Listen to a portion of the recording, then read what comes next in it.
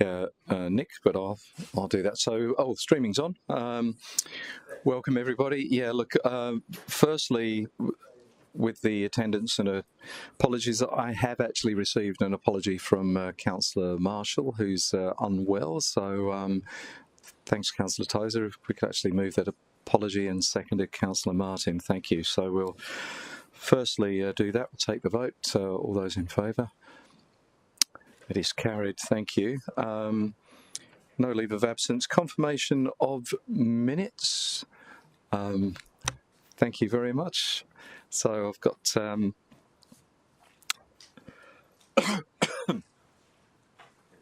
Excuse me. Councillor Fowler, sorry about that. Thank you very much. And a seconder, Councillor Tozer. All those in favour? It is carried. Thank you. Conflicts of interest declarations, I haven't had any of those. Item 5 is the committee forward planning schedule. I think really that could have just been starred, but if we could just get, we could star it or just get someone to move it. Either way, it doesn't make any difference. Councillor Taylor moved, seconded Councillor Tozer. Thank you. All those in favour? That's carried. Thank you. Now we get on to the reports and presentations. We have 2 items that are in open session, one that is in closed session. First item in open session is 6.1, Legal Professional Services Report, and looks like Trent's going to be here. Thanks, Councillor. I just wanted to check if Councillor Patterson wanted to make a few comments before this. So we've been working with Councillor Patterson on this item. Yeah, sorry, Councillor Patterson. Yes, please. Well, thank you. Delighted that this has come to Council. Something that we've been grappling with for a long time, that the legal services for this city are not keeping up with our population, but I'll leave it to the report for presentation and can comment afterwards if possible. Take it away, Trent. Yeah. Thanks, Trent. Good afternoon. Thanks for having us. So, just a quick presentation. It's generally in line with the report that's in front. As Councillor Patterson said, the Gold Coast is expanding. We've got over 640,000 people, and with 2.2 million living within a 1-hour radius of the Gold Coast. Back in 2015, the Legal Sector Working Group identified there was a need for state and federal courts and tribunals on the Gold Coast, a permanent Supreme Court of Queensland, additional district courts, and a Family Court of Australia. We're now in 2024, and there has been some progression here and there. There's been a bit of a trial and things like that, but we still don't have a permanent Supreme Court or a Family Court to support, the growing population and that, that increase that we're going to see over the next 10 years. And what we also think is that is hindering, from an Invest Gold Coast perspective, the growth of professional services on the Gold Coast, but also equitable access to justice. We also see through ABS data that the kind of legal services professional industry is growing quicker than any other professional services on the Gold Coast. So there's a real opportunity to leverage that and expand. What we're thinking of doing is a fairly, is a staged approach, with stage 1 being fairly low cost and more centred around advocacy and use of existing facilities. And that's about advocating for a permanent Supreme Court judge located within the existing Southport Courthouse. Fairly minimal expense, and allowing for that to have a regular presence on the Gold Coast. To be able to facilitate that stage 1, what we're looking to do is just having a round table with the relevant stakeholders of Southport, the likes of the universities in this field, the Gold Coast legal community, to understand, what could be the benefits of it, how could we advocate appropriately and make sure that we're advocating as one Gold Coast rather than just the city advocating to state. And also discuss in that roundtable the long-term possibility of a more permanent presence in an updated legal precinct in Southport. So that would include a family court. But that's kind of more later down the track. This first one really is a low-cost investment into getting a Supreme Court judge permanently located on the coast. Subject to the findings of the roundtable, we do a little bit of an economic and community benefit analysis to help that advocacy effort, and then generate a formal advocacy plan that both ourselves, the Southport Chamber of Commerce, legal groups, to advocate to state government for this facility. And the recommendations really in line with the conversation just before. Okay, no, thanks, Trent. I'm going to go to Councillor Patterson because, if you wanted to. Thank you. So I don't have any questions. I don't know if there are any questions from your committee first, but I'd be very happy to speak to it after there are. Sorry, Councillor Tozer. So I do have some questions, if that's okay. Yeah. So what brought this item to us? What was the what brought us to us? What brought us to us? Yeah, I could probably answer that. So we worked it up with Councillor Patterson. We discussed it with the Mayor's office. The CEO, Tim Baker, was very keen to ensure that there was council support for us advocating. So I guess when we think about our advocacy with the state government, so we have the outline of an advocacy plan. Obviously, the state looks at how much it spends in different regions of the state. So when we come up with new projects, obviously that has implications for existing asks from the City of Gold Coast. So we wanted to check that there was full council support for this proposal. But as Trent outlined, the first phase of it, just to test the proposition, is very low cost in terms of asking them just to have a permanent judge here. Obviously, the idea of expanded infrastructure like a new courthouse would have be a much more significant ask of the state. Yeah, cool. So I'm on page 14 of the report, which is right at the start. It talks about there being a resolution in September of 2023 that kind of adjusted some information in relation to the Southport PDA, and it talked about incorporating Supreme Court facilities into the Southport PDA. Is there anything we're proposing today? Is this part of that, or help me understand how the two things are intersected? They're a little bit intersected, and it's really the Southport PDA is already picking up on the need to expand Southport's professional services industry, and that's just one of those. So we've been liaising with the Southport PDA review team about what the Southport could look like in the future, but this kind of initial body of work, the stage one body of work, is not really related to the Southport PDA other than just the need we spoke about earlier. Okay. And so on page 19, when it talks about the Gold Coast Central Business District Legal Sector Working Group, who is that? So back in through the chair, sorry. Back in 2015, there was a Southport CBD team set up that's no longer there. And with that, there was a number of projects that were put through, which were one of them was the expansion of the legal courts, but it was a far bigger proposition at that stage. So it was really more the stage 2 longer legal precinct. So they set up a working group which recommended those findings. So what we've done is just take a more staged approach, as we said, to a kind of a smaller test, of which there's no funding from council at the moment. It's really just advocacy and facilitating a roundtable. And on the basis that in 2015 there was some sort of legal sector working group seeking outcomes not dissimilar to what we're proposing here, how is it like? Or in what ways have we differentiated from that to now with this roundtable group? What's changed? What's proposed different? Through the chair, it's probably getting very similar groups together again to retest the proposition, but again with that staged approach. And we haven't spoken to them for a long time. They're still advocating the background, and a lot of the parties are still there, but it's really just reinvigorating that previous proposition. So effectively reconvening the previous group in order to facilitate some of this work and continue their external advocacy for do we still need the Southport PDA adjustments, or the Southport PDA? I can't talk too much to the Southport PDA review. I'm not in depth that, but it's really just informing, making sure that the Southport PDA know that the work that we're doing, and making sure we're talking just as an organisation. Okay, cool. So where it says previous resolutions, that it's not necessarily, it's kind of relevant to what we're talking about, but those things in the previous resolution sections of this report are going to go ahead separately and independently to this process, which is effectively just a re-establishment of a new version of the legal sector working group that operated in 2015. Through the chair, that's correct, yes. Yeah, cool. Awesome. All right.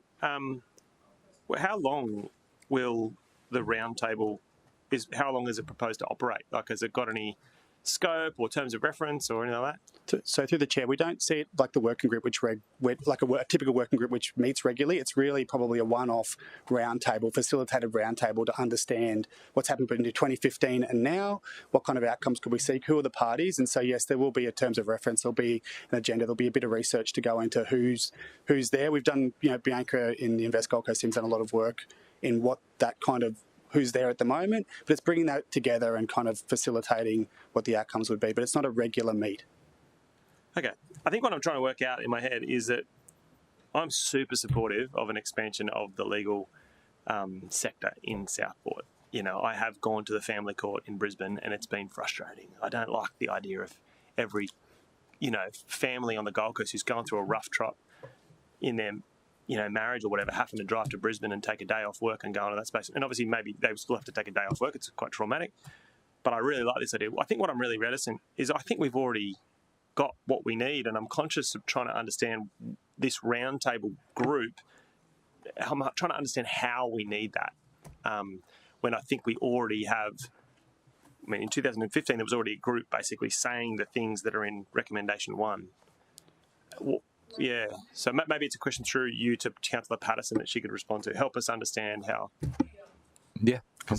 Thank you. I think it's a really fair question. And when I had come in here, there'd been work been done, and quite frankly, there's been talk about Supreme Court on the Gold Coast for the last 20 years, so this is not a new conversation.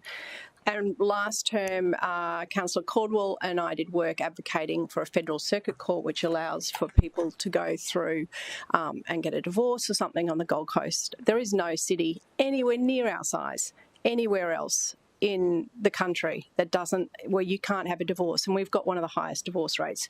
But I appreciate that's another element, federal circuit court. What we're talking about right now is Supreme Court. To be clear, this was brought to me. This idea of this coming to to council wasn't my presentation, but I do fully support it.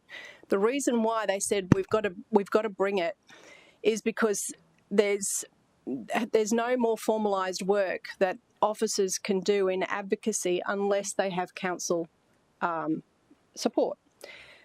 So I think quite a number of things have changed since 2015. First of all, the need for a Supreme Court has only exacerbated.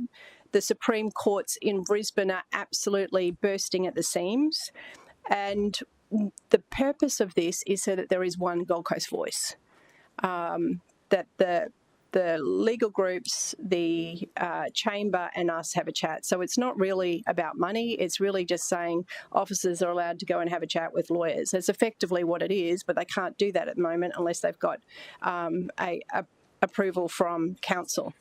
So we've also identified that there is a real low-hanging fruit potential with the Supreme Court in that we've actually got space already. We have a court room, and there is a KC, a King's Council, who lives on the Gold Coast. Hopefully there's some others that could be considered. And we know that Brisbane is at capacity. They can hardly handle what they're doing right now. So rather than putting on another judge there and having everybody drive down, it is a really opportune time. It looks like it would only cost the state government maybe $1 million a year to have a Supreme Court on the Gold Coast, which, when you look at the benefits, is quite extraordinary, given we've already got that space. So the purpose of this is really just so that those conversations can be had. Officers can engage on behalf of the Gold Coast with the with chambers, with law firms, so we can be putting one presented voice on behalf of the Gold Coast. So that was the answer to my question, I think. And I think I feel no more reassured that we shouldn't just rephrase this recommendation and give direction to officers about the need for these services being delivered by the state. I'm just not sure about the formation of a roundtable. Seems like we're uncertain. I don't think we're uncertain at all. The Section 2 says that the Chief Executive Officer, depending on the outcomes of the roundtable. I think we already know what the outcomes of the roundtable are. So I'm trying to work out how did the officers frame this recommendation when it appears apparent and very clear that there is both a need and even a capacity for council to partner with the state. I don't know, we've got a bit of land. Yeah, no, we don't need to do that. They've already got space. But, sorry, if I may respond to that. Sorry. Sure. I have a question when you're ready. Yeah, okay. But if I can just respond to that. The reason why we do actually need this, so the state government did a trial maybe 18 months ago, 2 years ago. So the evidence that they don't necessarily agree, Councillor Tozer, that we know that. So they don't agree? They don't agree that there is a need for a Supreme Court because they did a trial, but the trial was misguided. It was a short-term trial to set it up here, and the local law firm said, well, we're not going to completely change our work practices for the sake of 10 weeks. That's why we need to work with these law firms so we can provide, okay, why did that trial not present the accurate information? It really does need, it's really not a big deal. It's about officers having a chat with law firms and lawyers to say, hey, this is an agreed position and these were the shortcomings with your trial and this is why there is actually a need. I mean, I feel like my questions have been answered. I'm not sure satisfactorily to my, but I asked them, and Councillor Gates, I'm interested to hear what Councillor Gates thinks. I will. If you're done for now, I will. I'll go to Councillor Gates. Thank you very much, Chair. I just want to know who's responsible for delivering and making the decision. Is it the state government entirely, or does the federal government have an involvement as well, please? Thanks for the question. So through the Chair, so we've talked in the paper about two things. So we've got the state Supreme Court proposal, obviously. So that would be the Department of Justice and Attorney General. And then if we it would be what? The Department of Justice and Attorney General. So that department is the one that we would have the key interface with in Brisbane. And then for a federal circuit court, family court, obviously that would be in Canberra, the counterpart department. But we thought we'd focus first at a state level.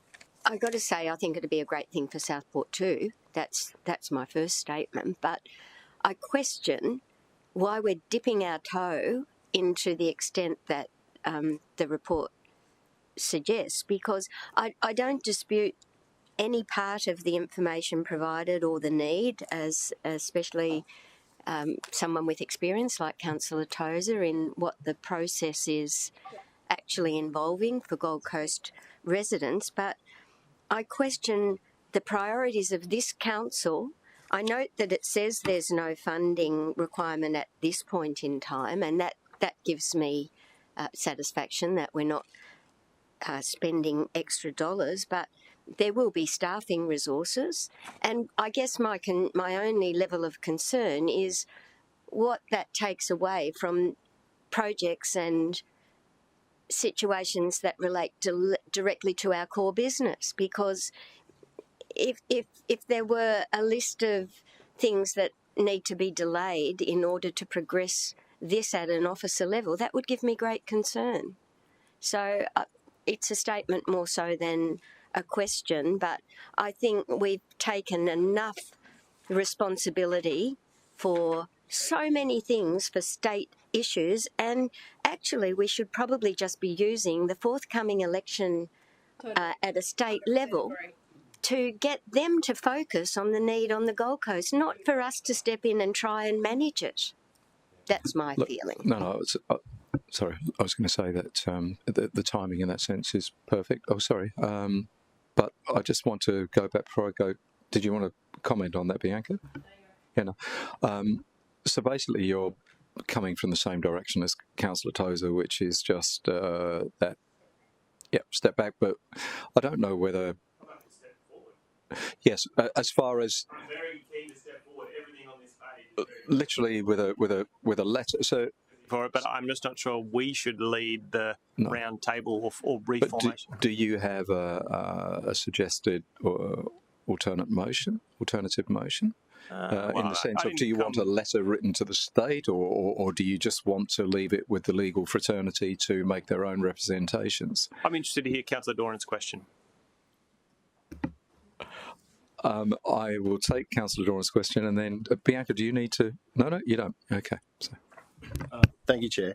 I tend to agree with Councillor Gates and Councillor Tozer that Councillor Patterson indicates that there is a need for it. We should be advocating for it. It is the right time for it. My question is more around recommendation 1C and whether or not that actually should be removed and considered as part of the master plan, the PDA that we deferred on Tuesday. because that might have implications as to where you want residential and commercial and so forth, and the livability of Southport. So my question is I'm not on the committee, so I obviously note that for everybody else, and that's all I've got to contribute.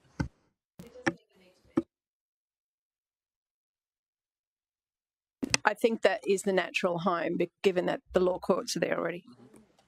But if the concern was there, we could just say establishing a permanent Supreme Court judge in the current courthouse, and a few. Well, it's just that there is a courthouse there, right? Yeah, I agree. You can take off C, and you could also do a future purpose-built Supreme Court and Family Court facility. Again, it doesn't need to prescribe that it's in Southport. That honestly, even though clearly I've got a strong focus and interest, and I think that would end up being the natural home, that isn't the purpose of this. The purpose is it's just been very ad hoc kind of advocacy. And I was surprised that for these guys to have a workshop and a chat, they said, look, we can't do it. And this was brought to me by the team, and I really acknowledge Bianca for the work that she did on identifying, first of all, that the state can do this now. So I think I would propose there's two options for the committee. One is to tighten up the recommendation the way you see fit, or otherwise we just do it on an advocacy to the election right now. So I've just got before I come to Councillor Gase, I've just got a question here from Councillor Tozer. So, in the work, the question's through you to the officers. So, in the work that we've done, is there a peak body for the legal profession, kind of representing? Is the Law Society got a Gold Coast chapter? I could probably answer that and maybe help with your question, Councillor, around the purpose of the round table, and also in terms of roles and responsibilities here. So ultimately, we're thinking it would be part of, as I said before, a city request of the state government. But in terms of the round table, we do think that it would be good if there were more champions around this. So we don't know, for example. We want to find out some evidence and some support from like the Gold Coast Law Society victim support groups, so that it's the city as well as the affected groups that are advocating for this to the state government. Is there a peak body that represents legal professional services firms like the Law Society that also engages with other related services, like domestic violence prevention? Or is there like maybe a question through you to the officers? Bianca, it sounds like you did the work. Perhaps you can help me with some of that. Yes, there's a lot of connected societies like domestic violence groups that then work with law societies who are non-for-profit. So there's quite a few of those in Robina, and they've almost got a little precinct to themselves. And then there's the Gold Coast District Law Society. Then there's also the Queensland Bar. So one of the lawyers on the Gold Coast, she's on the board of that now. There's a family lawyer who's now a judge, and he's on the Gold. There's 10 magistrates on the Gold Coast. There's a lot of people advocating here on the Gold Coast. They just need to come together as one. Okay, and so what I'm trying to work out is how are they currently engaging, if at all? So can I answer that? Please. Yeah, so the issue at the moment is as to why they can't advocate for themselves is if you're a Supreme Court, like if you're a KC, a King's Counsel, it's seen as disrespectful to speak to Helen Baskell, the Chief Justice. It's rude of you to think that she does not know how to control the state and the judicial system in Queensland. It's inappropriate for me to question Helen Baskell and how she runs the state. So it's inappropriate for even the council to say we really need this we have to do it in a respectful manner. How you approach it. So the real reason we're looking at it at this point in time is timing. So there's a state election coming up. All the work that we've done up until now was under a different Chief Justice. Right. So and Helen Baskell was only she only started her role in 2022. She comes from a civil litigation background, and if you're interested in the economics of the judicial system, Yes. that's where the money's at. So she's very pro the economy and the legal and judicial system and the services and the economic benefit that provides should really go back to the Gold Coast. Also, we have a Attorney General who's stepping down. So regardless of the state election and who ends up in that role, we will have a new Attorney General. Who's and the Attorney General, sorry?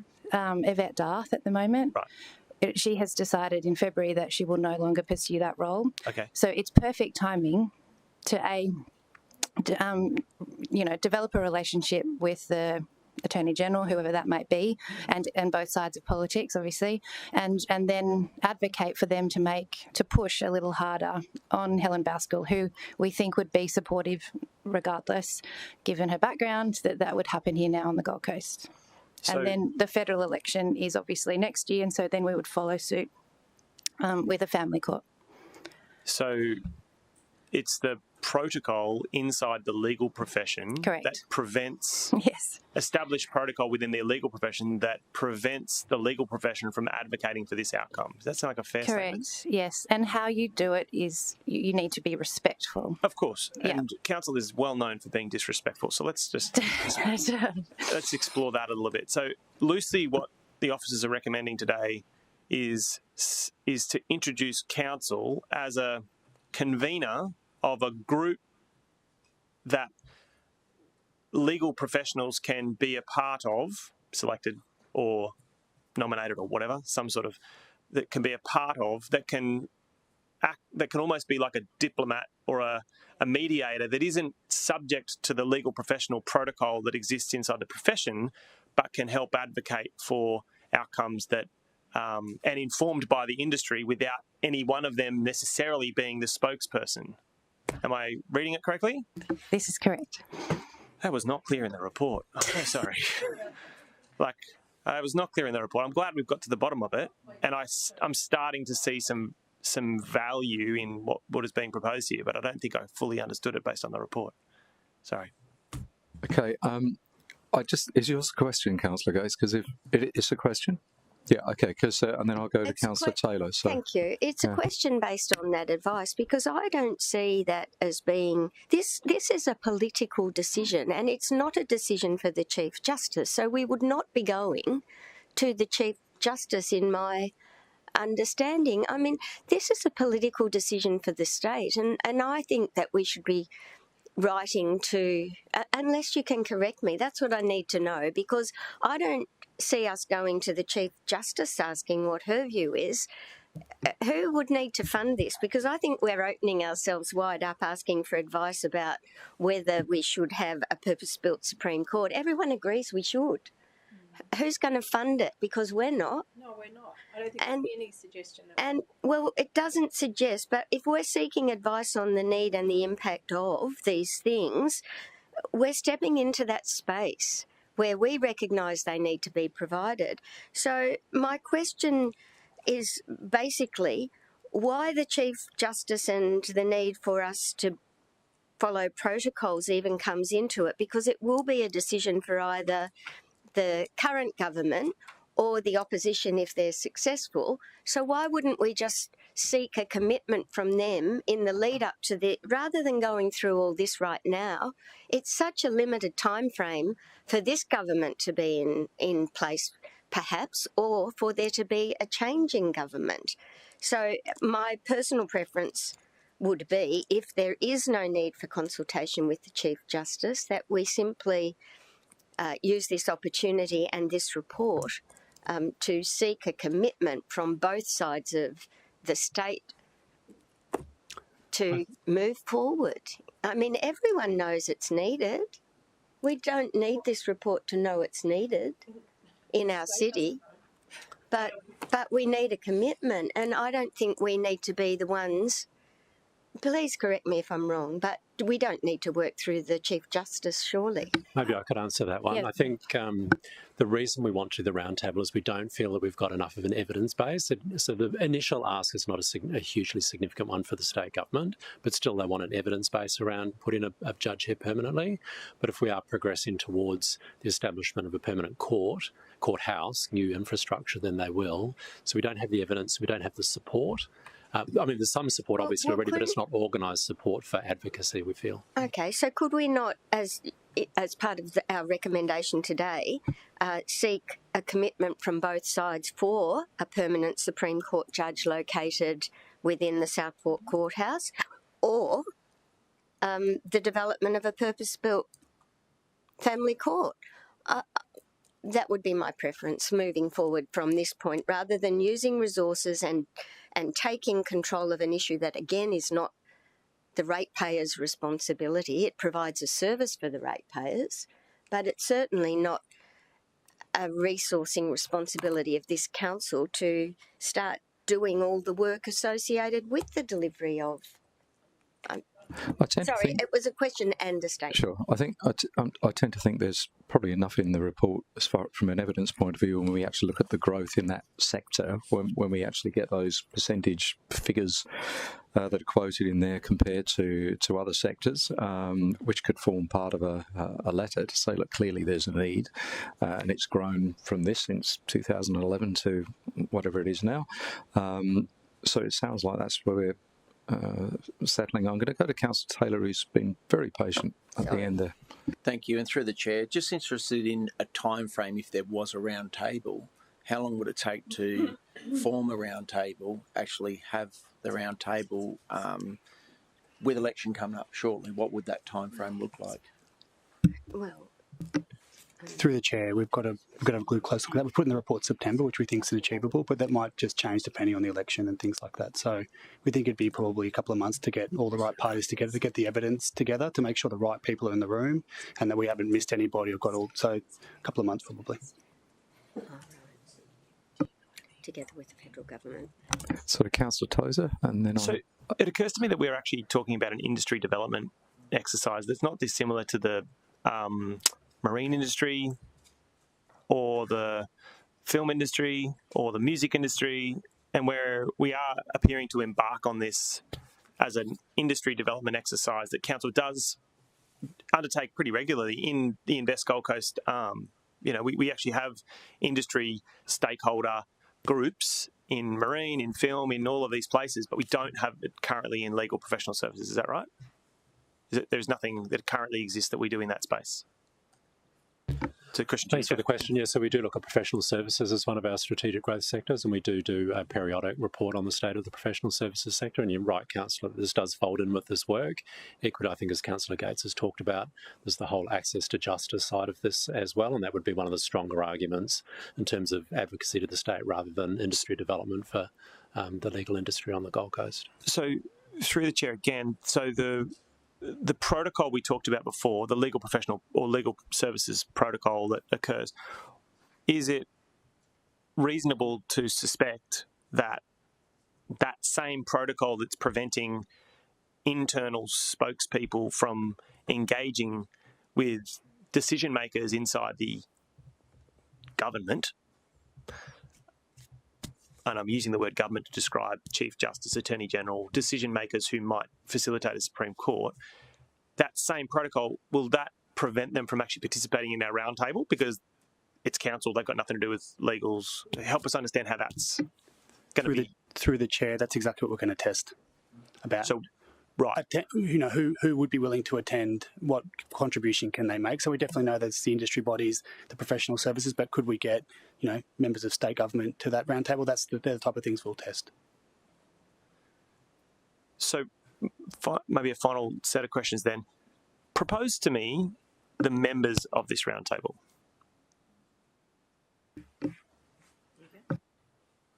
So there's a number of people that live and work from the Gold Coast in the professional services legal industry in Brisbane. So they would be a priority. So those, ideally, if we could invite those 10 magistrates, it would be great to see them there if they're allowed to contribute. There's a number of KCs that commute, that live here, that have their offices. They have to set up their office in Brisbane to be an effective KC. So it would be equally great to have them. I really would like to have the ecosystem of the professional services market. So those students that are coming out of Bond and Griffith, some of the best law school in the country, they should have access to career paths. And I would love to understand the barriers that they're facing to have those career paths on the Gold Coast. So it would be, and then equally those people who sit in the middle ground who can't get promoted, who have chosen to live on the Gold Coast and have a blocked career because of it. I wouldn't know that. And then equally, I'd love to understand if there are people in Brisbane in this law industry who might advocate against the Gold Coast. So particular cases who are not advocates, I would like to understand why wouldn't you want this on the Gold Coast, and what are we going to come up against? What are the issues that we will face and the industry will face in getting this through? Okay, so people like the Executive Dean of the Law School at Bond, and that's the kind of person from an education perspective. People like the Law Society, the Gold Coast chapter of the Law Society might be involved. Is there a relevant person from the council that you think would be a facilitator for it, or is it not something that we would Invest Gold Coast would facilitate that and ask the questions, which would then drive into an economic report? To be honest, we need to really analyse the economic uplift that this will have and the community benefit, but it's very hard to measure that in the current system due to the data that's available to the system. Yeah, okay. All right. I think someone raised their hand before, so I'm still formulating in my head what I reckon I might move. I've got a feeling, sorry, I know Councillor Patterson wanted to say something. Have you actually got a motion that you look like you're drafting away, Councillor? We're getting there. You are. I just had an anecdotal comment on that I recently met someone who was considering applying for quite a senior job in council on the Gold Coast, and declined it because her husband wouldn't have a career here because the legal capacity, that there is a ceiling which doesn't match the size of our city. There is a real kind of disconnect. How we get to that and we make sure that our legal industry and courts and the like is actually aligned with our city. I think it's something about a fast-growing city. This is a sign of a grown-up city, that you have a proper legal services and legal courts. So I just found that quite shocking when I heard that.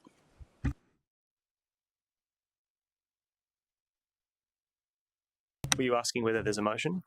Yes, have you got something there, Councillor Patterson? I know that you're not on the committee, but yeah. Well, I'm not on this committee. I think the committee's got two choices. One, whether they continue and provide that there is support for our engagement in it, and I do support that because I've been around this long enough and I've been watching it for long enough that I don't think without our commitment, like we did in the marine industry and like we did in others, that we won't get the support. However, if the choice of the committee is to not proceed with that and purely go on an advocacy basis, I've got one that I can present, which is that the Mayor writes to the Premier and Leader of the Opposition to establish a permanent Supreme Court judge in the current Southport Court House, and that the Mayor writes to the Attorney General and Shadow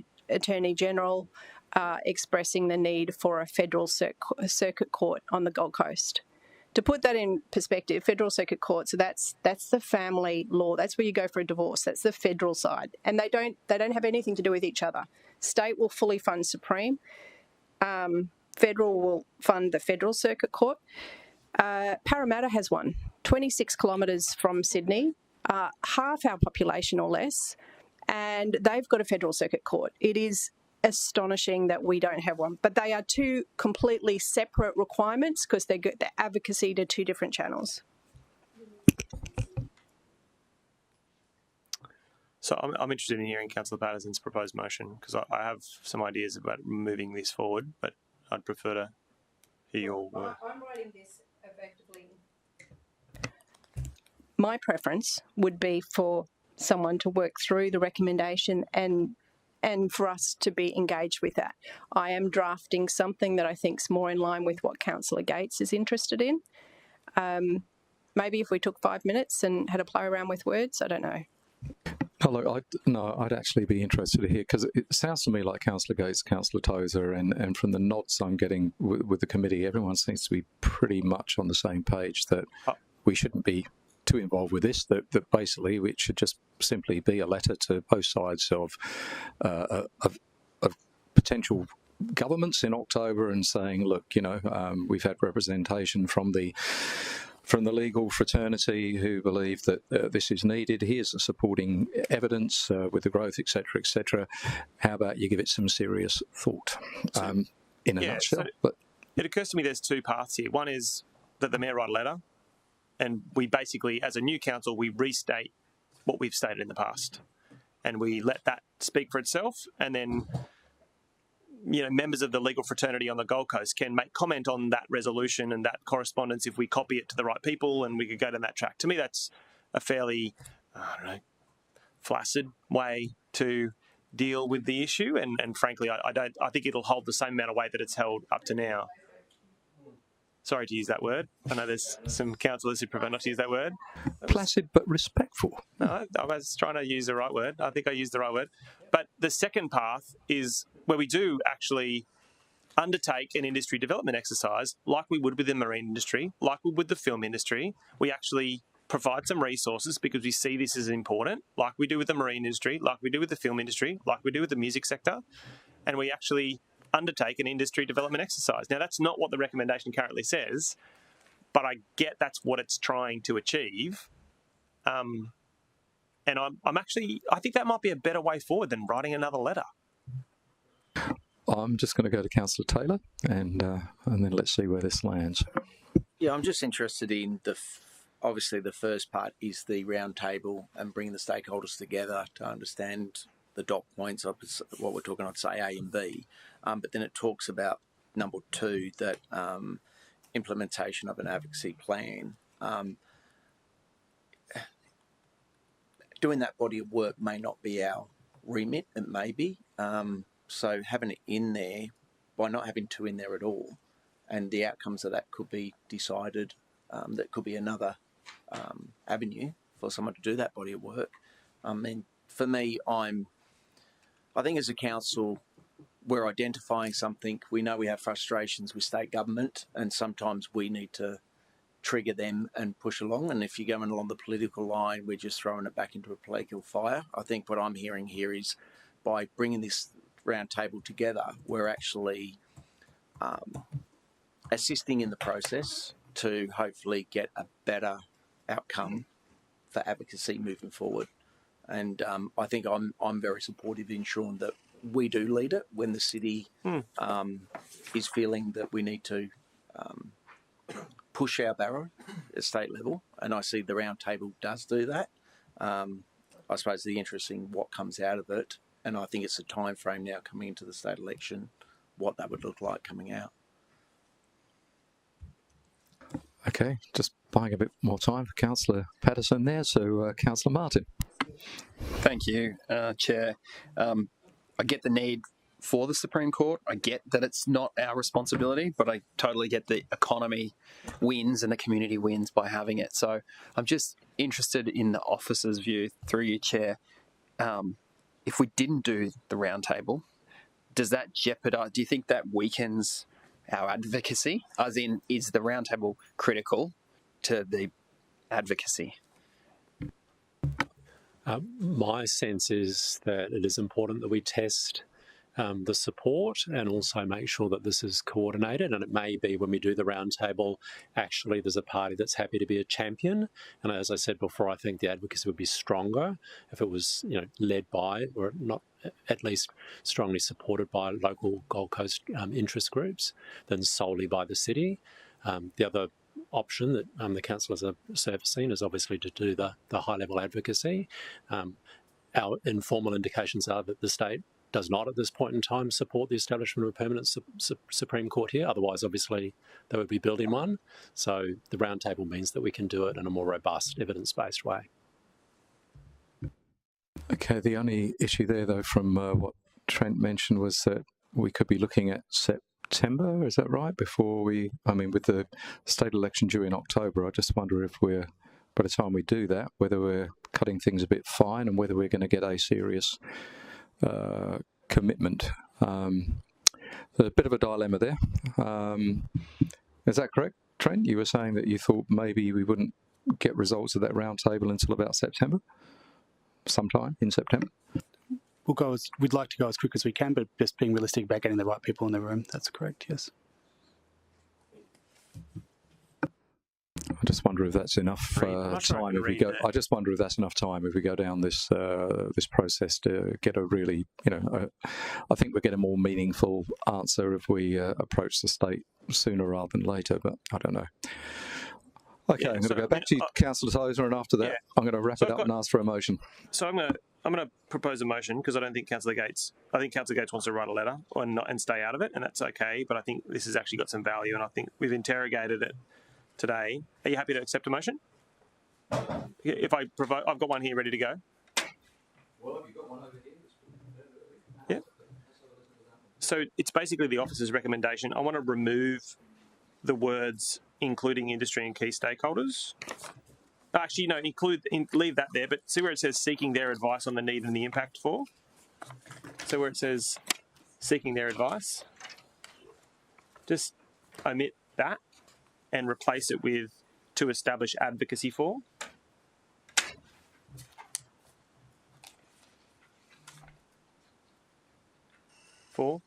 Semicolon. Get rid of, omit from seeking.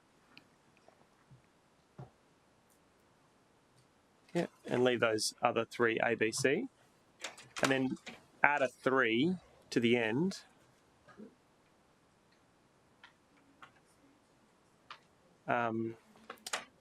Three to the end saying that the Mayor write to the Attorney General and Shadow Attorney General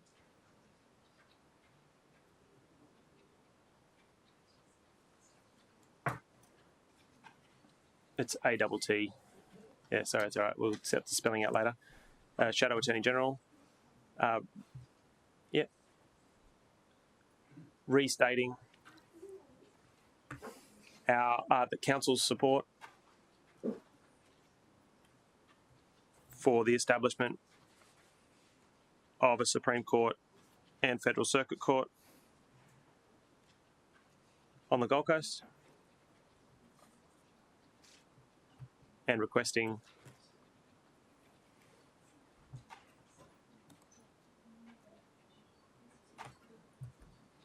restating council support and requesting a policy statement, a policy statement regarding such. So I suppose what I'm trying to do is write a letter to the Attorney General restating we've got a new council, we still want this to happen. Attorney General and Shadow Attorney General, what do your parties think about this? Write back to us. That gives you your letter. That means we get the roundtable. I think the roundtable is actually not got to do with legal professional services. I think it's got to do with an economic development activity that we would undertake in any other industry. And I don't think it's us dipping our toe in an industry that isn't ours. I don't think it's about us wanting to run the court or own the court. I think it's us about developing an industry that we think has economic value to the city. So that's... And you know what? In every one of those, council leads industry development activity. In the construction industry, in the film industry, in the music industry, in the marine industry. We actually have people there all the time. In the tech industry, we had 600 people at Balter Brewing, or 500 people at Balter Brewing the other day talking about the tech industry. We run industry development events all the time. We apply resources for that exact purpose. So that's the slightly changed recommendation I'm going to go with. I don't like the word roundtable, but let's just use it for the sake of convenience. Okay, I said I was going to move it on, but I have my deputy chair there who has something. Yeah. Thank you, Chair. I think with the other industries that Councillor Tozer is suggesting, in my opinion, are investment and attraction opportunities. I think it's pretty clear here what we're talking about. We want to advocate for a Supreme Court and for a federal family court. So it is different, and I'd like to suggest that we remove 1 and 2. I'm quite happy with number 3. So I'm going to let my motion fall or lapse if people don't want to support it. But Well, I'm just going how do you want to do debate? I'm just going to see if we have an alternative motion here. So I'm just going to come to. I'm not going to comment on what the motion should be because it's not my committee and people know where I stand now. But I do think that 3 could be reworded, if that's okay, just so we can split it between state. So there's a set of letters that are be sent to the Premier and the opposition, and then a set of letters that are sent to the Attorney General and Shadow on the federal. Is that okay? It would just, I think it would be more effective if we kept the 2. So if we don't want to go on the internet. May I make a change? So I think what you're asking me to do is in 3, we're going to add the word federal to the start of Attorney General. And then we're going to have a 4 that instead of saying Federal Attorney General and Shadow Attorney General, it's going to be the Premier and Opposition Leader. Yes. So exactly the same. Yeah, that's right. We just take out of a Supreme Court in that statement, and then in 4 we write that the Mayor writes to the Premier. I'll let you do that first. Yep, that's correct. Delete. And delete the word "and" as well, if you like. Establishment of a federal circuit court. Yep, and then identical statement as 4. Yeah, except so 4 that the Mayor writes to the Premier and Leader of the Opposition, requesting a commitment prior to the upcoming election to establish a permanent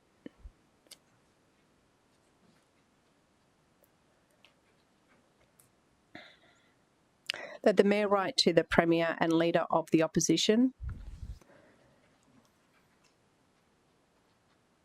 requesting a commitment prior to the election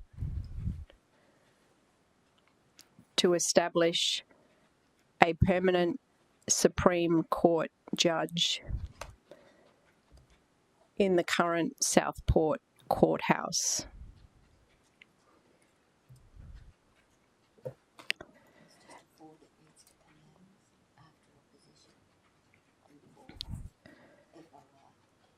And that they both consider the need to build a Supreme Court facility in Southport, a future Supreme Court facility in Southport. All right. I don't think I can support that second bit. I reckon the first. Okay, just do the Supreme Court judge and the support. Yeah. Okay, and then full stop. Full stop there. Yeah. Okay, cool. That's good. So the reason I don't like the second part of it, Councillor Patterson, is because I think that kind of should be kind of established by the roundtable group. Because I don't want to remove my support for that first process that I think actually has economic value. I'm going to move this. Fail on the floor. I'm going to move this along. Oh, sorry, Councillor Martin. Then I'm a question, and then this was the one I thought was going to be the easy one today. But there we go. Shows how much I know. There we go. Thank you, Chair. Just a question around the advocacy.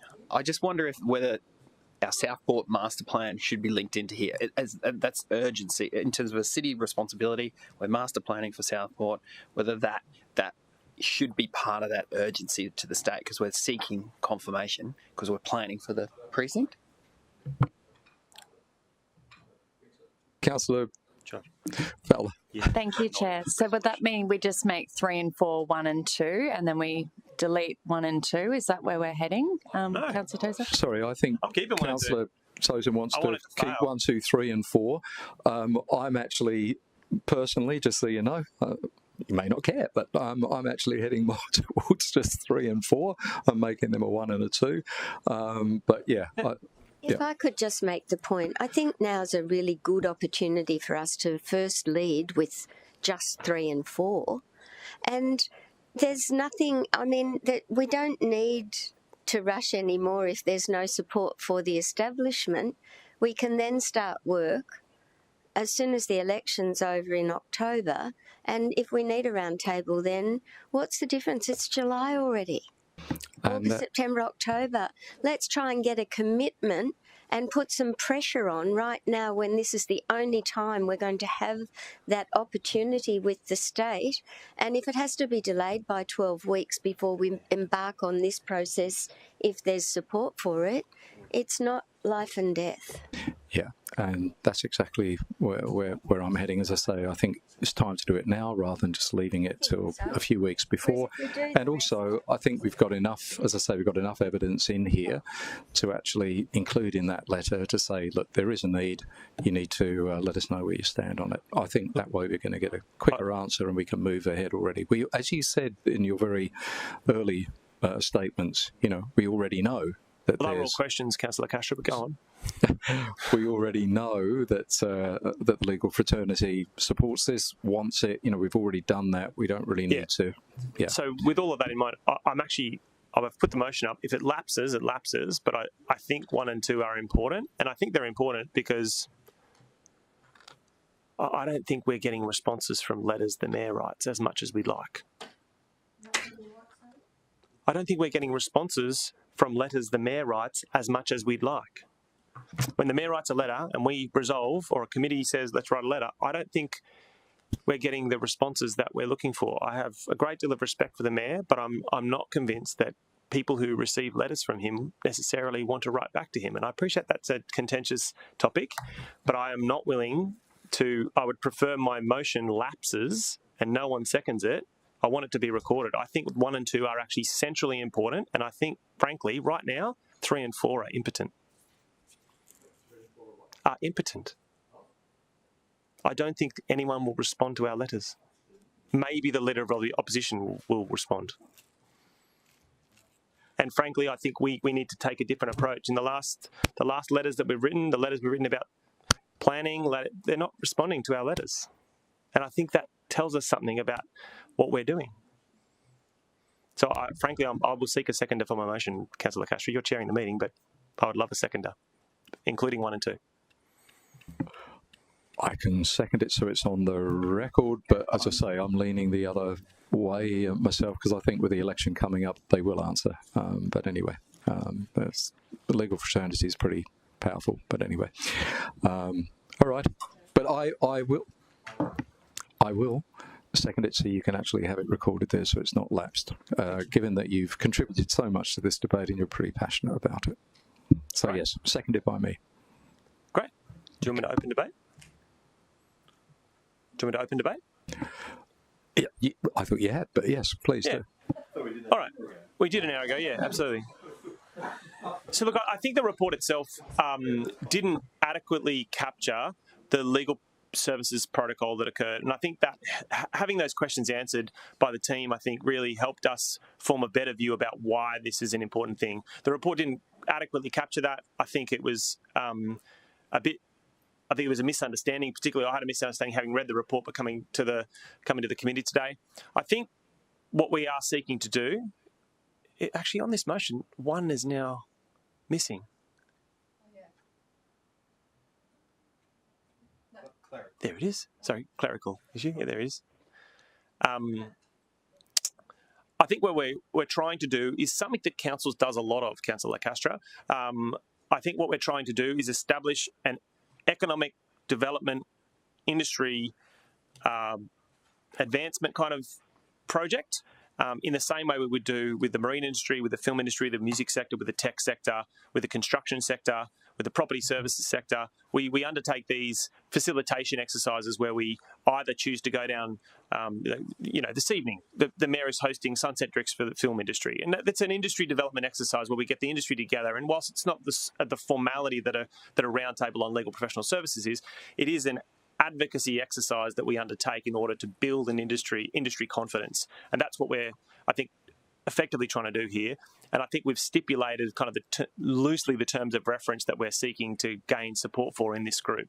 I think the second part relating to the chief executive, the CEO, coming up with an advocacy plan that's more specific, aligns with a lot of our strategies in the Economic Development Department or the Invest Gold Coast arm of our council. I think that sort of thing does make sense. It does make sense that we don't just write that without having information from the marketplace. I think we engage with the marketplace through this roundtable exercise. Whilst I don't particularly like the words roundtable to describe what we're trying to do, I think it actually makes sense in the context of the legal profession. So that makes sense. 3 and 4, I think, are important, and I do genuinely hope that when the Mayor writes these letters, that every person who receives that letter responds positively, makes a commitment. My concern is that 3 and 4 in and of themselves may not get the responses that we hope, and I think that's sometimes because sometimes the state and federal government don't see the Gold Coast in the same way that we see the Gold Coast, and that's got to do with misleading perceptions about what the Gold Coast is and how big it is and the kind of industries that we advocate for and our economic impact in the broader state and national context. But frankly, I don't think we should proceed with just 3 and 4, and 1 and 2 are actually an important economic development activity that can see not just the legal profession have a place to process divorces, but it brings investment attraction into Southport in a way that is absolutely necessary. Over the last 3 weekends, I went to Southport every one of those weekends and dined in that place, and it is not full right now. The food was great, the ambience was lovely, Big City Lights was on, but there wasn't lots of people there. And I tell you right now, if there was a Supreme Court in town or a Federal Circuit Court in town, every one of those restaurants would have been full. And the people serving a great experience there in Southport would have an economic input that I think was really good, an economic activity that would be really good. And this is one really suitable way that is at low cost to council and will build Southport really positively. Writing a letter won't, but establishing a more formal process for the Gold Coast legal sector to engage with council as a quasi-independent third party to circumvent the legal professional protocol stuff that prevents them from doing so, I think is a really wise and sensible way for us to move forward, advancing economic development in this sector. So I've got Councillor Taylor who had his hand up there from the beginning, so I'm just going to go to him. So I think he might be speaking to the motion, I think. Yeah, I'm happy to talk to it for support. I was happy to second it. You want to take a speaker against first? Yeah. Thank you. Councillor Tozer did touch on many things that I agree. I think one thing we all did say, and we all agreed, that the city does need a federal court, and there's an industry that's really important for our city. We all acknowledge that frustration is state government in some cases, and I think we all acknowledge that our advocacy is really important to push for our city. I think it's really important that we do bring industry together so that we've got a stronger representation for that advocacy moving forward. I know we're talking about election at the moment, but whether we were leading into elections or not, I think this conversation's still appropriate at this particular time. I just think it's a good time now to do this body of work with 2 elections coming up in the next 12 months.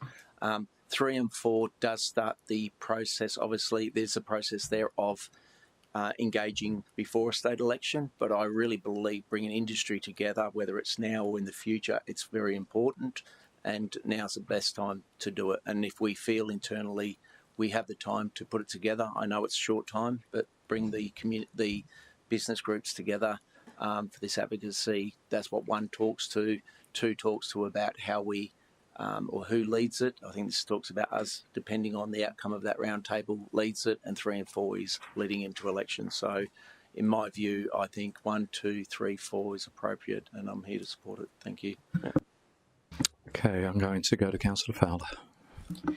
Thank you, Chair. I'd like to suggest an amendment that we just move forward with 3 and 4 changing to 1 and 2 and remove the top. And the reason being is that I don't agree that this needs to be treated the same as the economic industries that are being discussed in this debate. I think that we're really clear that we're moving forward with we would like to see a Supreme Court here, we would like to see a family court here.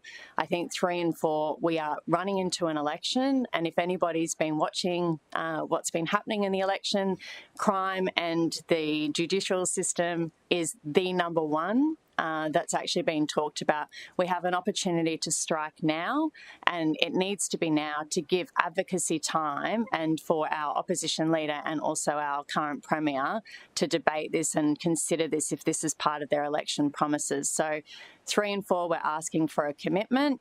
I think that the other 1 and 2 would be considered if we weren't running to an election and we didn't have this time on us.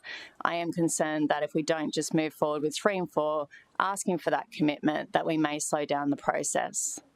So, yeah, okay, Councillor Gates, that's an amendment moved. Yeah, so we just need.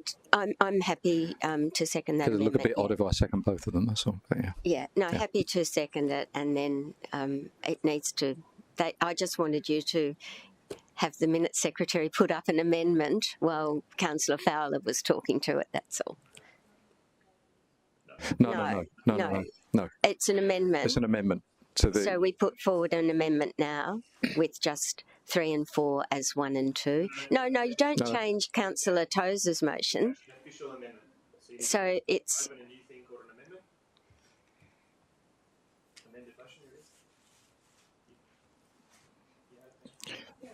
And basically it would just be 3 and 4, which would now be 1 and 2.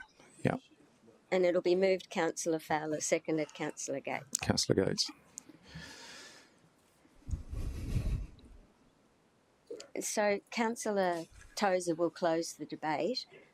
Any other councillor invited to speak now will speak to the amendment, and then Councillor Tozer gets to close debate. Sorry?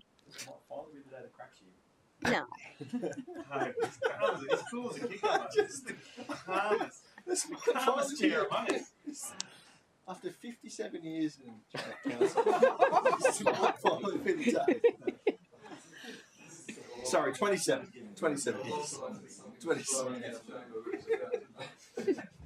27 years in council. My bad.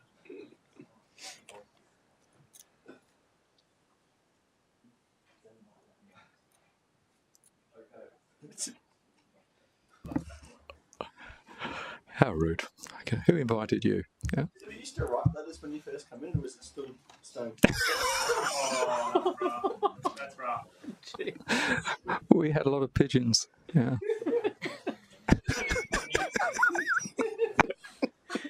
Just have the new councillors exactly what happened.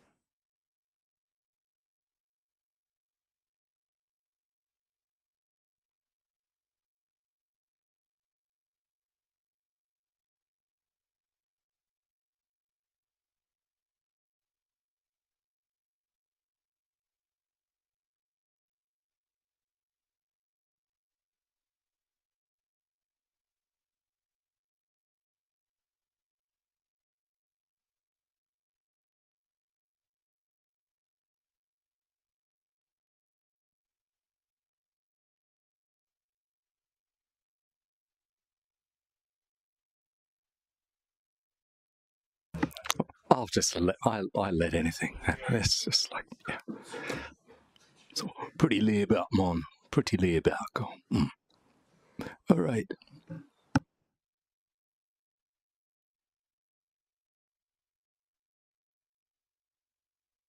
Councillor Fowler has moved that amendment. I think you just spoke to it. I think that we've had enough discussion on this, unless Councillor Gates wants to add to it. I think we've definitely had enough discussion on this. So I'm actually going to put that amendment to the vote now, and see, I'm stamping my authority. I've got power, and I'm doing it. Yeah. Explain it. Let's explain it. So this is the first time I've done it. He's put the amendment, which means he's started the debate. No, I haven't said the. I'm sorry to interject, but Councillor Tozer gets to close debate. Yeah. Oh, sorry. Oh no, sorry. What I'm saying is, yeah, of course you get to close debate, but I'm saying I'm not going to anyone else. No, sorry, I wasn't trying to stop you. No, well, I thought you understood that. No, I wouldn't do that. Goodness me, Councillor Tozer, please close debate. Close debate, and as the mover of the original motion, I get to.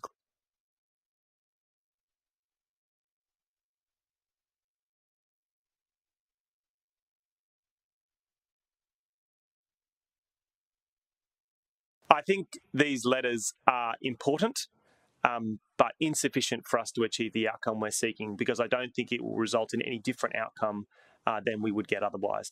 I think, in principle, the opposition has previously implied that they're quite keen. In fact, the state member for Southport has been openly supportive of the courts changing in Southport and expanding into a federal circuit court and a Supreme Court.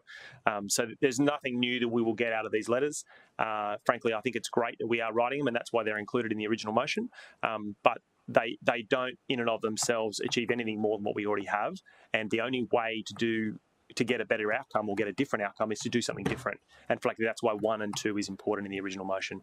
I'm not meant to speak to the original motion, but I think we should reject this amendment and fall back to the original motion. Okay, we're going to take the vote on the amendment. I'll have a division, please.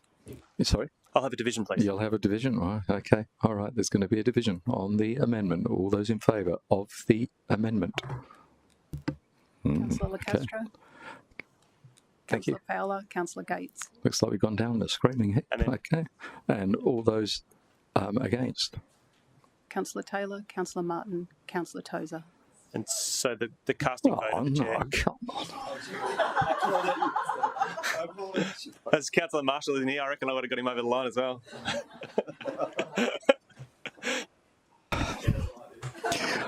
I don't like this. I don't like the power anymore. I don't want it. No. I think Councillor Fowler made an excellent point with the number one issue on the agenda at the moment for the state is crime. It's a judicial system. I said before that I believe that I'm sounding like a judge now, summing up, yeah. But and I do believe that time is of the essence with this one, and I do believe that we'll be held up if we go down the other track. So I am actually going to use my casting vote in the affirmative and support the amendments. The amendment now becomes the motion. So the amendment was successful on the casting vote of the chair. You got it? Yeah. What? What was that?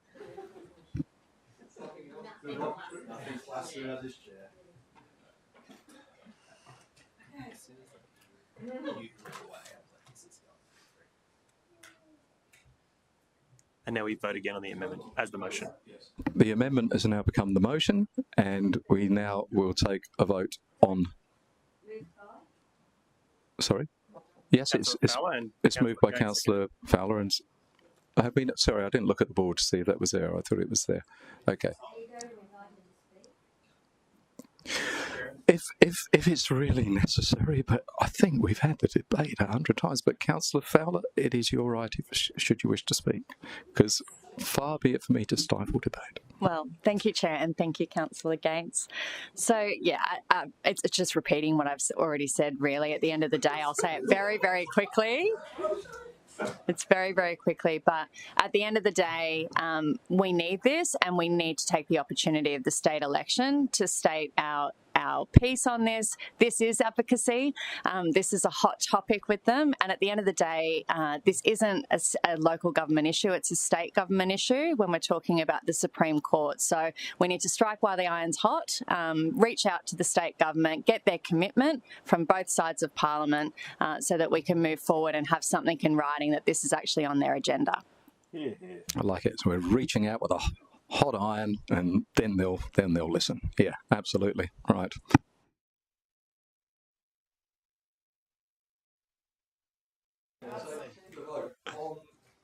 We're going to take the votes on the motion, which is on the screen. Moved Councillor Fowler, seconded Councillor Gates.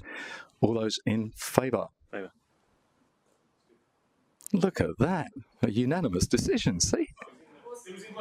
It was easy. It was No, I know. Easy. Yes, please leave. You started all this. Yeah.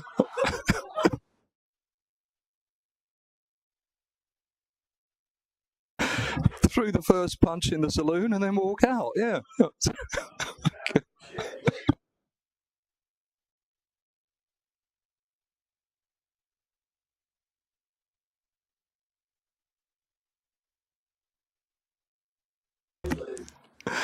Okay. All right.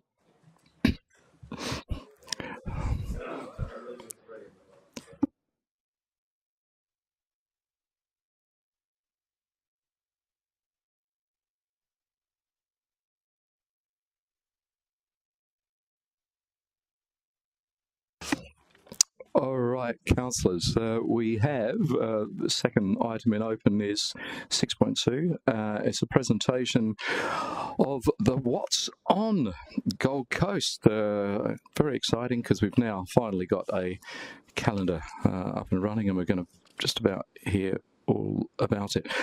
Actually, for some reason, on here, it says it's on grey pages, but I think that was a mistake. It's meant to be open. Is that correct? Correct. Okay. All right.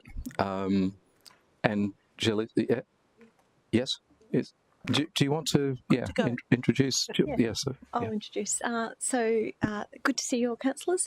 Jill Anil, our Manager, External Marketing and Communications, will present today some feedback that we got from councillors in the last council around our websites and making events more available. So we've done some work over the last sort of 12 months to bring that together, and Jill's going to give you a bit of an overview of that outcome because I think a few of you are involved in workshops that contributed to that.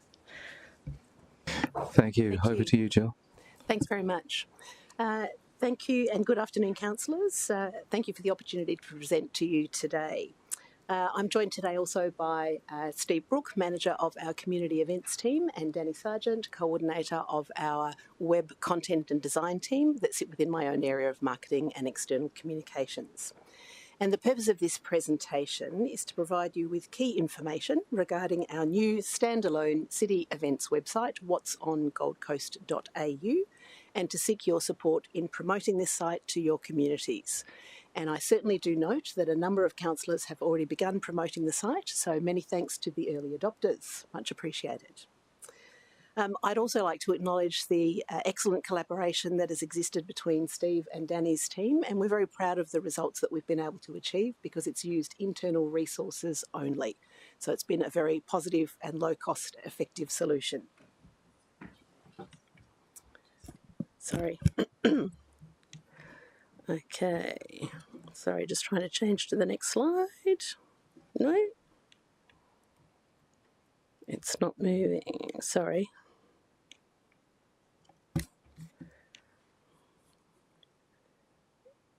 Thank you. Not sure why it's not flicking through.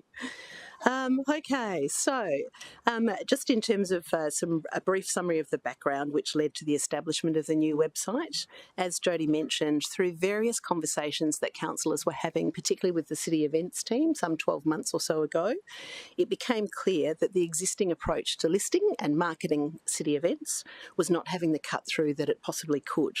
There were multiple event sites under the city's control, and each drawing from different sources and lacking integration.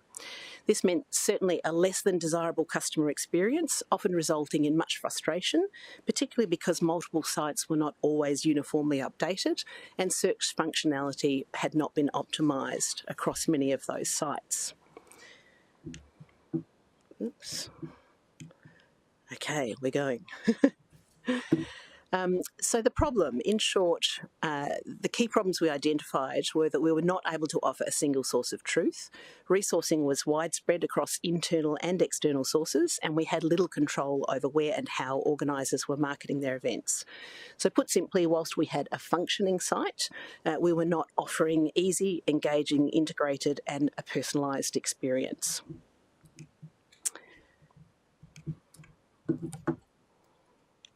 Sorry, now we're not going again. So, finding a solution.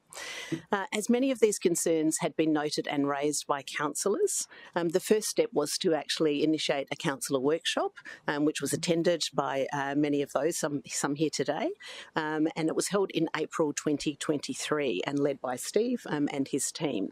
So the agreed aim was to find a solution that would require minimum setup costs and which could utilise the skills of our internal web team led by Danny. It was also recommended that the solution included the ability to integrate with the Australian Tourism Data Warehouse, or ATDW, as it's known, being the national platform for digital tourism data and the provision of content for tourism operators. And so the creation of a new standalone website was endorsed at that meeting. So the benefits of a new website were clear, particularly the ability to move towards a single source of truth for event information. And a standalone site would also certainly enable greater freedom of design and avoid crowding out by other city content.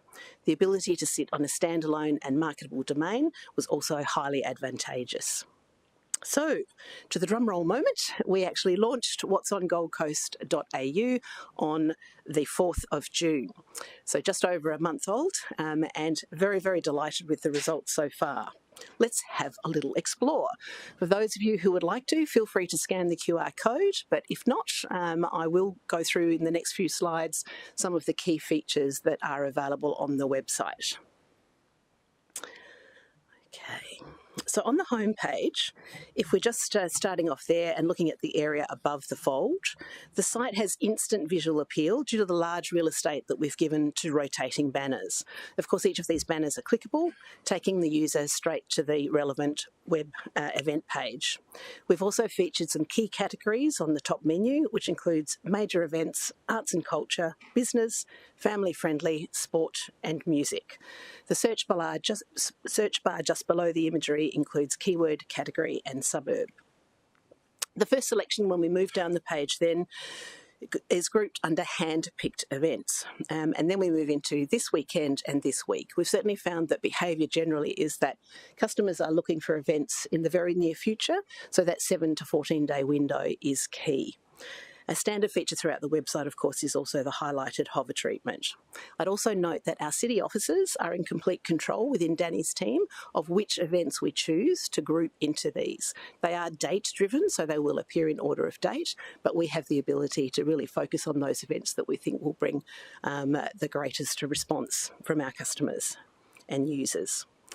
So we are also able to present collections, so really to curate events. So this means that we can tag them in any way that we want. And the example there is Gold Coast Month, but it might also be something that we choose to do in terms of holiday events or other particular celebration dates. I've also just noticed on there on the bottom, libraries are also featured on the home page. As part of this whole project, libraries decommissioned the Trumba platform that they were using and moved over to Eventbrite. So that was definitely a significant advantage because it enabled us to remove one of the platforms being managed by the city and avoid some duplication of resources. The What's on Near Me, the location feature by map, is also an important new development that we've been able to offer. And for those mobile devices that have their location services activated, that's exactly how you'll be able to search. So for your community and your residents, it's going to be a great way for them to find out exactly what's happening in their very local area. Just on the bottom of the homepage, we have the high visible ribbon, which allows people to go direct to the city's website if they want to link back there. Our standard footer, which also includes all of the terms of use, which has our clear guidelines for what constitutes an event. The Add Event button is there as well, and we did ensure that all our existing users were emailed separately and contacted so that they were aware of the changes to this new website and able to take full advantage of the new features and availability. So how have we performed? So a quick snapshot of some results in the last 5 weeks since we went live. We've had an exceptional result, and I'll show you on the next slide some comparisons to same time in the new site to last year, so you can see the changes. You won't necessarily be able to see the top 20 pages there in detail. But what is interesting in terms of the behaviour is that we're finding that at this point, most users are going direct to the homepage or searching by all events. Essentially, they're using it as a magazine. So they're scrolling through and they're looking page by page, particularly, I guess, in terms of what's near them and in their local area.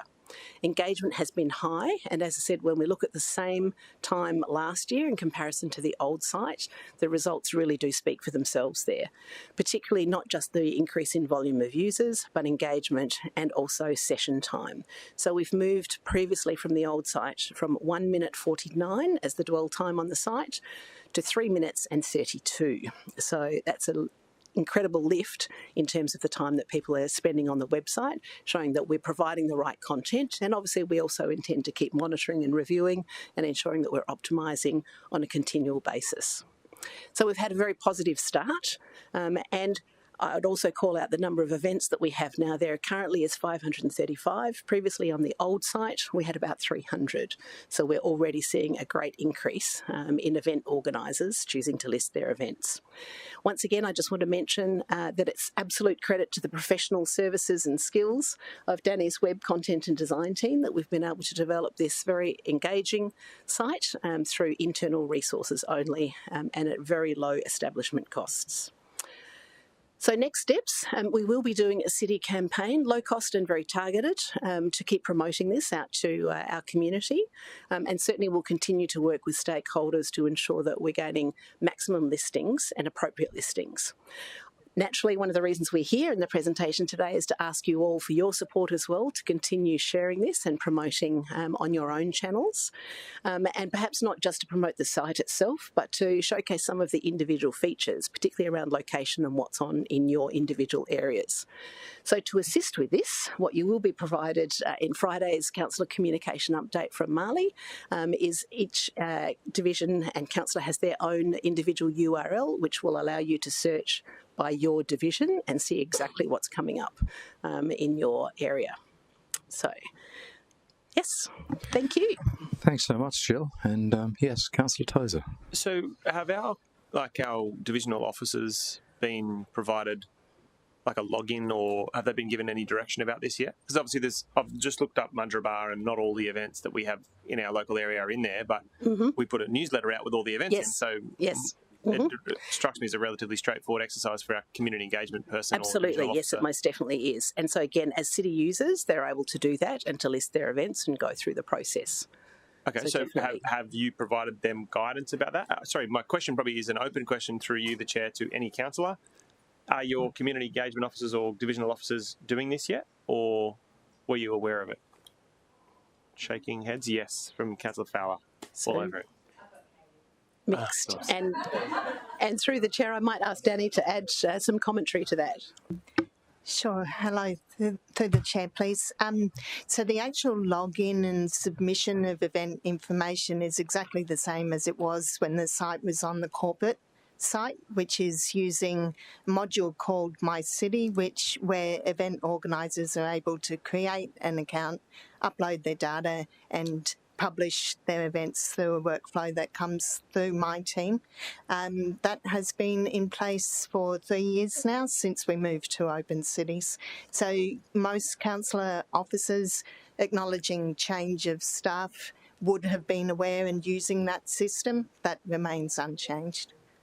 Yeah, okay, so it would be awesome, a question, like sometime in the next week, if you could just offer a bit of a little training session to any of the divisional officers who may not be across it. Absolutely. If that's okay, like just a little Teams meeting where you can just say, hey, this is what we do and this is how we do it. Everyone can opt in.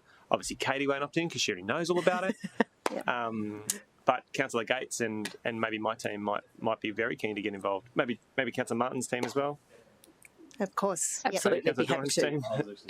You lost Katie, I'm sorry, mate. And maybe mine. Councillor Gates. Thanks, Chair. Through you, can I just understand? So our officers actually have to create an account rather than just notify you of an event and your staff upload it? So is it necessary for our officers to create an account and actually identify, or do you have any screening of any of the events? I would have thought that it would have been more appropriate for you to consider whether they should be on the list or not. We certainly do, through the chair. We certainly do have criteria to determine if events are appropriate. And the key thing with events is that they're not meant to be activities or regular ongoing occurrences. They need to be special individual events. So, for example, we may have businesses who run a restaurant, they want to have a Mother's Day lunch, and so they want to put that on the site. That would not actually be considered an event. That's just ongoing commercial business. So there is criteria, and that's available through our terms of use. So once the account is established and something comes through from anywhere, whether it be a divisional office or a private entity, then your staff assess it before it gets posted? Absolutely. It goes through a vetting process, every single event, to ensure that it meets our criteria and appropriate for representation. Thanks. Okay. Thank you, Jill, and to all involved. Yeah, thanks, Danny. Thank you. Yeah, I mean, it's something we've been calling for years and years and years, and it's great to see it up and running, and it looks fantastic. And you've done an amazing job. You really have. Yeah. Thank you very much. Thank you so much. Can I just follow on from that question? Is it okay for us to submit events that aren't ours? Is that part of the terms and conditions? Yes, it's not just city events. We take events from external organisers as well. This is about how we promote the Gold Coast, events across the Gold Coast. So, for instance, this weekend, Kokoda is having Kokoda Challenge, and it starts in Mudgeeraba. But they're really busy. My office can my office put information in for a secondary organisation, or is that against the rules? Can I take that one, Jill? Thank you. Through the chair. What we do, it's quite a complicated process to vet duplicate events. So my recommendation for you as councillors is to work with the event organisers and recommend, if you're aware of an event in your division, recommend that they submit the event. The benefit with that is that it remains in their account. If it's a recurring event, say it happens again next year, they can simply edit that existing one and resubmit it for publishing. That way they also get some ownership of the content in the calendar. Alternatively, though, if that for some reason is not possible, definitely your division could submit the event. We have a process for auditing duplicates as well. So in some instances, the event organiser may also submit a listing. We keep an eye out for that sort of thing. Is there a one-page instructional sheet about a simple attachment, PDF attachment that we could... So what happens in my office is that people apply for community event grants where they might ask for $500 for some community event. It might be an open day for the netball club, or it might be the baseball club wants to do a come and try day. They'll send me a little community event grant. They've got to fill out an application to do that. I'll give them $200 or $500 or whatever. I would love to be able to reply to them when they're successful. Hey, as part of your contribution, you're required to log in and update your events this way.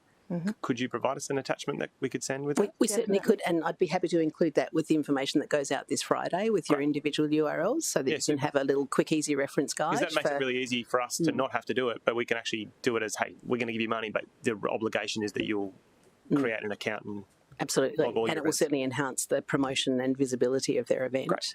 Awesome, thank you. Thank you. Councillor Fowler. Just one quick one through you, Chair. The ATDW, does the functionality feed into the site, or does the site feed into the ATDW? Which interface, which way does it work? I'll let Danny answer that one again. Thank The you. main Through reason I'm asking is if events in our community are already using ATDW, is it already capturing that, and then this is a double up, so to avoid the duplication? Yes, good question. If they are submitting through ATDW, it's a one-way feed from them to this site. Yep. Councillor Doran. Thank you, Chair. A few slides back from the end of the presentation, there was a page that showed where the traffic was coming from to the webpage. I'm wondering if you can go back, and my eyesight wasn't good enough to pick up the top 3 or 4 on the left-hand side. On the top 20 pages? That was I think it was. If you could bring the slide up, I'll happily direct folks to what I'm suggesting. So the first two were predominantly, I say, the homepage and then the all events. I think they that were was significantly what I was confused by, high. that Sky-Fi and something else. And then from there, I think the third one was what's on this week or this weekend, and then the fourth one was family friendly. That was the order, but there was a significant drop after the first two in terms of the order in which they came through. So that's the number of sessions. So I suppose my question on that was that's not a requested page. Guess Wi-Fi is my understanding is once you log into the Wi-Fi, that's mandated on your phone. So are we counting that as someone choosing to go to the website, or are we counting that as we're putting it in front of them? So through the chair, just to answer that, the initial stats on that page, the 185,000 do include that from the Guest Wi-Fi. On the next slide that we have in there, we've excluded that. Right. So all of the before and after comparisons are excluding that traffic from the Guest Wi-Fi.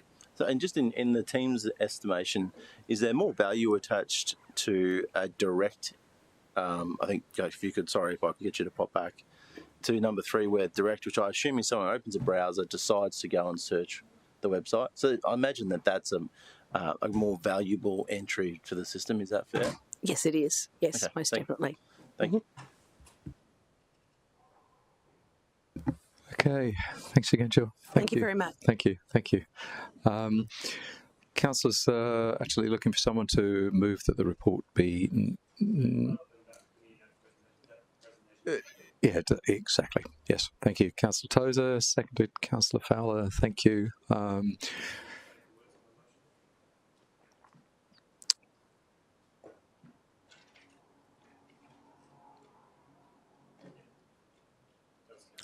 Be noted. There we go. So, moved to Councillor Tozer and seconded Councillor Fowler.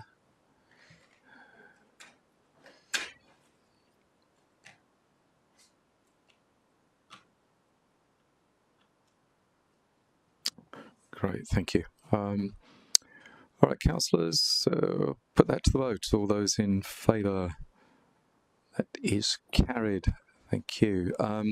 Councillors, we do have, thanks Jody, we do actually have one more item that's in closed session. We need to move into closed session because it is a commercial matter and it's something that could prejudice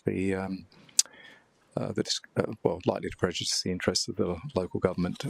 So thank you, Councillor Tozer, to move into close. Councillor Martin, seconded. All those in favour? That is carried.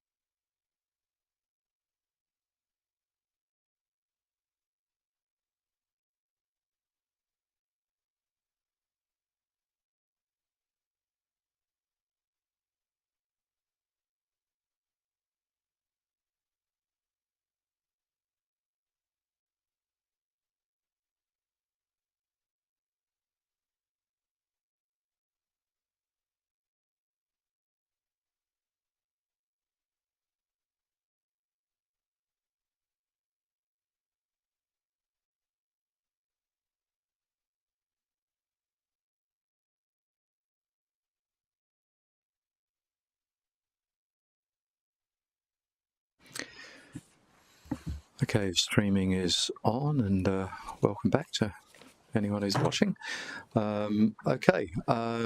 Just had a rather lengthy discussion, and it was good that we had a lengthy discussion on item 7.1, I think it was. Yeah, 7.1. Do we have a mover for 7.1? I think it was Councillor Gates, and it was seconded Councillor Tozer.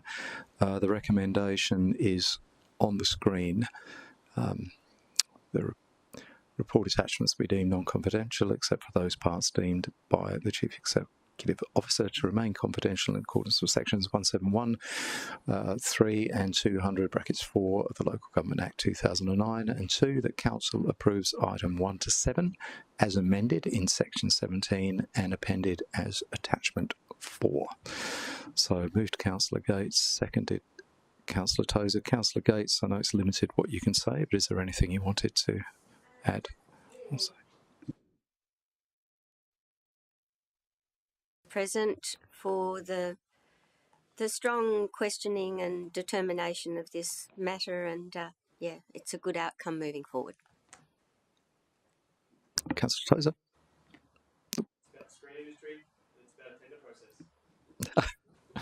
It's moving forward. Okay, councillors, I'll put the vote. All those in favour? Against? No one against? Okay, thank you so much. It was, I didn't have any general business, nothing. No, there isn't, in which case declare the meeting closed at 15:48. Thank you very much.